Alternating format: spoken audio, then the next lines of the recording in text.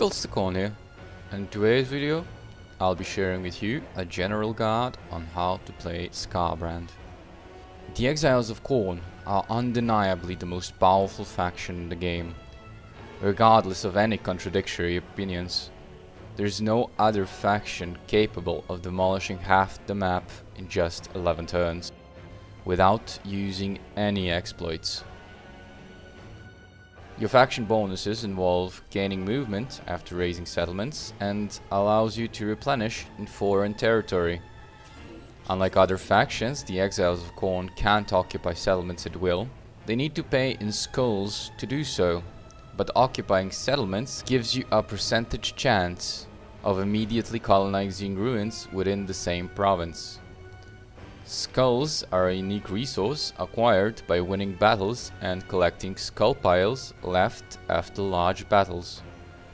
They're used for various purposes, including the aforementioned occupying settlements, using the skull throne ability, and researching technologies.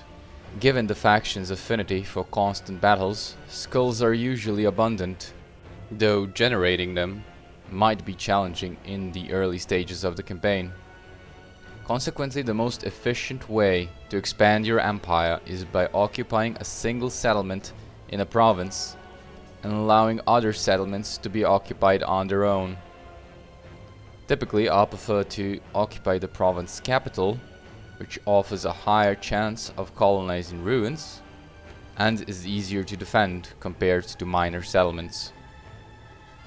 Regarding settlement building, the exiles of Khorne face challenges in defending their settlements, particularly minor ones, due to their limited garrison.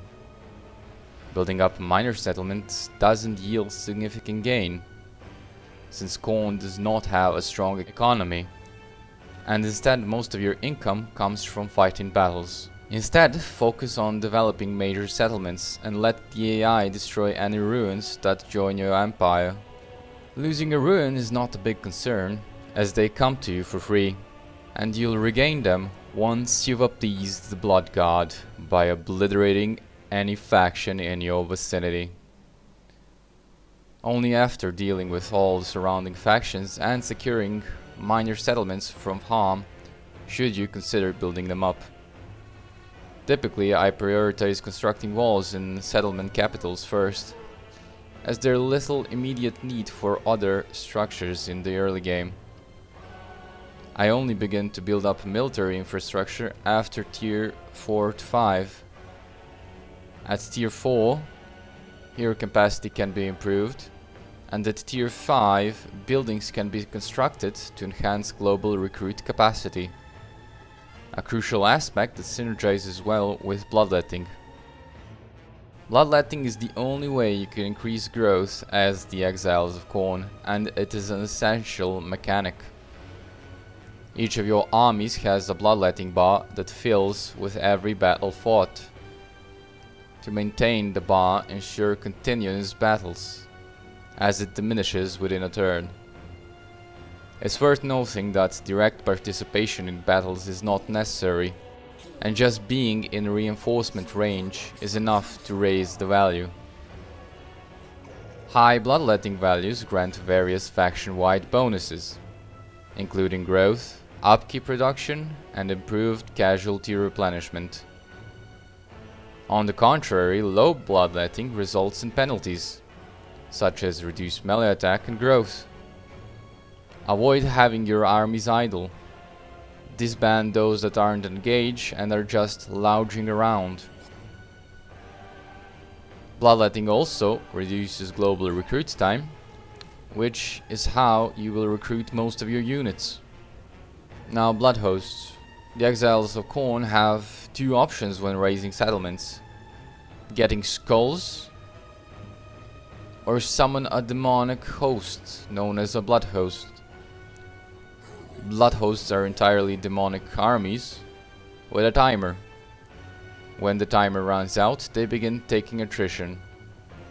The time can be extended by engaging in battles with the blood host. Unlike bloodletting, where participation suffice, blood hosts must directly fight to avoid attrition. Bloodhosts also come with a Bloodletting bar, which functions the exact same as any other. So make sure to always be fighting with your Bloodhosts. Bloodhosts don't increase your supply lines, but are affected by them. They also can't replenish any casualties aside from eating captives and sacking settlements. Skarbrand himself, an exceptionally formidable legendary lord, is not only martially powerful, but also excels at leading armies. While he doesn't enhance his army stats in the conventional sense, he excels at being able to fight endless battles. His unique trait offers a 25% movement refund after winning battles, complemented by his unique skill traits, 25%. These stack with your faction bonuses, potentially recovering up to 90% of your campaign movement after razing settlement. Endless movement and the fact Skarbrand is a one-man army makes it so you can fight battles as long as you can reach your enemy. The exiles of Khorne possess faction abilities called Unholy manifestations, analogous to the rights of Warhammer 2 races, but without any associated costs, only a cooldown. There are 4 Unholy manifestations: Eternal War, which summons a small army for you to fight. Call to Battle provides a 50% movement bonus to your army. Slaughter Incarnate offers bonus skulls after battle.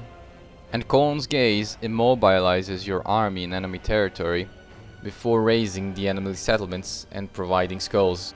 There is also the Skulls for his Skull Throne faction ability, which increases movement after razing settlements, gives your armies the Summon from Beyond ability, and boosts your settlement construction.